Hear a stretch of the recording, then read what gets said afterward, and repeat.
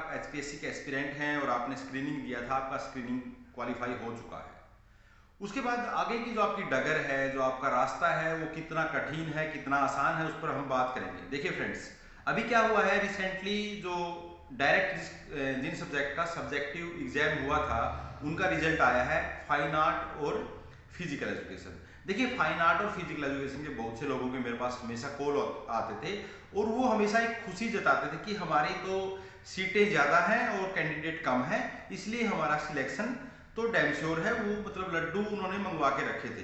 देखिए फ्रेंड्स, मैं उनको हमेशा बोलता था आप अपनी तैयारी करो, अब की बार रास्ता इतना आसान नहीं है जितना लग रहा है। तो जितने कैंडिडेट थे उनमें से भी बहुत कम लोग क्वालिफाई कर पाए और जो क्वालिफाई नहीं करे वो क्या हो गया, बाहर हो गई। देखिए, ये उनके लिए गोल्डन अपॉर्चुनिटी थी, उन्होंने इसको मिस कर दिया।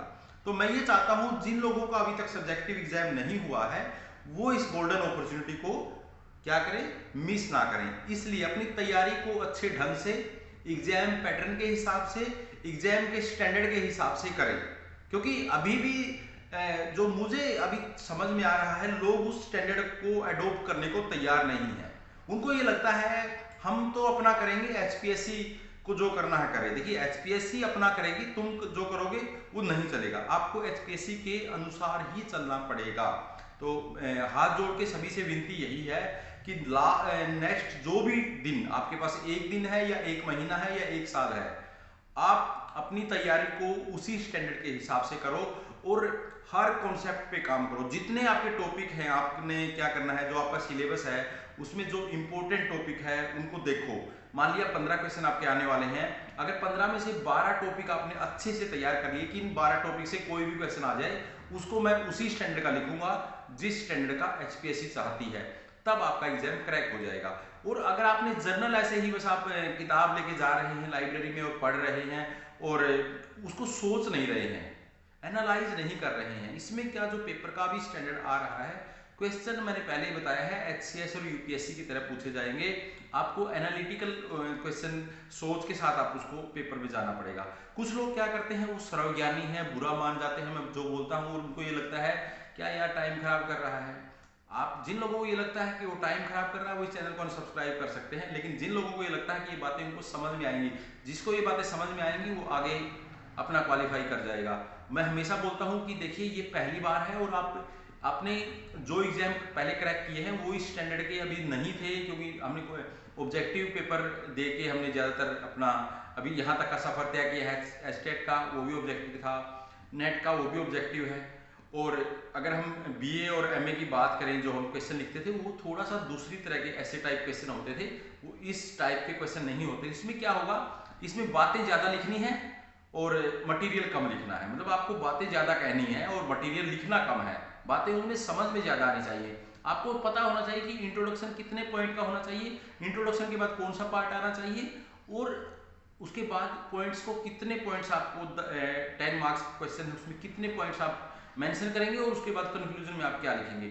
ये आपको कौन गाइड करेगा, जो आपके उस सब्जेक्ट का एक वो है, जो पढ़ाता है, या एक्सपर्ट कह लीजिए, जो भी ट्यूटर कह लीजिए। एक्सपर्ट कहेंगे तो आप बुरा मान जाएंगे, एक्सपर्ट तो ये आप लोग भी हैं क्योंकि आपने भी एमए किया है, नेट किया है, कुछ लोग तो पीएचडी करके भी आए हैं। आपके सामने एक्सपर्ट तो चलते नहीं हैं, लेकिन जब विराट कोहली जब तक राहुल द्रविड़ को स्वीकार नहीं करेगा तब तक प्रदर्शन नहीं कर सकता। तो आपको इन चीज़ों को स्वीकार करना पड़ेगा। और एचसीएस के स्टूडेंट में, यूपीएससी के स्टूडेंट में यही अंतर होता है कि उनका जैसे ही क्वालिफाई एस्टेट या मतलब प्री एग्जाम क्लियर होता है, वो सेकंड एग्जाम के लिए कहीं प्रॉपर गाइडलाइन में कोचिंग करते हैं, अपनी उन क्वेश्चन को तैयार करते हैं, उन क्वेश्चन को आगे दिखाते हैं, असाइनमेंट मिलते हैं। लेकिन यहाँ पर ये चीज़ गायब मुझे दिखाई दे रही है। लेकिन आप इन चीज़ों से बचो और अपना तैयारी एक प्रॉपर गाइडलाइन में करो, और अपने क्वेश्चन आपके पास एक बार तो कम से कम हर क्वेश्चन आपने लिख के देख लेना है।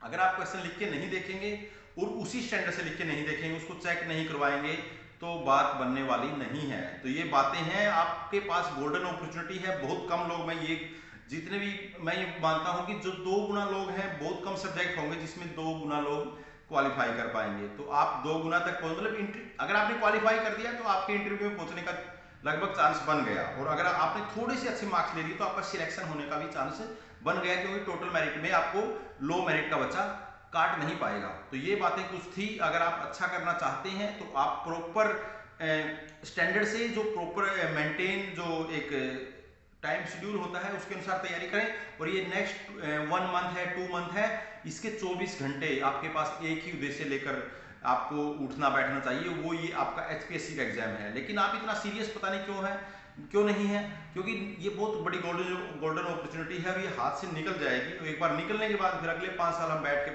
बाट देखते रहेंगे। 2024 में इलेक्शन होगा, उसके बाद किसकी सरकार आएगी, क्या सरकार आएगी पता नहीं, आगे फिर से वो पर्ची और खर्ची चलेगी, पता नहीं क्या क्या हो जाएगा। तो इन चीज़ों से बचो और अब की बार ये गोल्डन अपॉर्चुनिटी है। जिसका अच्छा स्कोर आया उसको कोई सिलेक्शन से बाहर कर नहीं पाएगा। तो अपने स्कोर के ऊपर ध्यान दीजिए। अपने ये जो समय बचा हुआ है इसके 24 घंटे आपको इसी एग्जाम के बारे में सोचना है। डेली के 1 से 2 क्वेश्चन आपको लिख के देखने हैं, उनको चेक करना है, खुद चेक करना है, खुद का एग्जामिनर बन के चेक करना है कि मैंने ये चीज़ क्या लिखनी चाहिए थी। अगर एग्जामिनर होता तो मैं क्या इस क्वेश्चन में लिखता, या मतलब इस क्वेश्चन में क्या चेक करना चाहता मैं, कि मैं क्या चाहता है कि एस्पिरेंट ये लिखे। खुद का एग्जामिनर खुद भी बन के आप सोच सकते हैं। तो फ्रेंड्स ये कुछ बातें थी। और हाँ फ्रेंड्स, हमारा जो पीजीटी हिस्ट्री सब्जेक्टिव के लिए बैच है, जिन काफ़ी सारे लोगों ने ज्वाइन किया है, आप में से भी जिन लोगों ने जो भी एचपीएससी हिस्ट्री के एस्पिरेंट हैं वो ज्वाइन कर सकते हैं, उनका वेलकम है।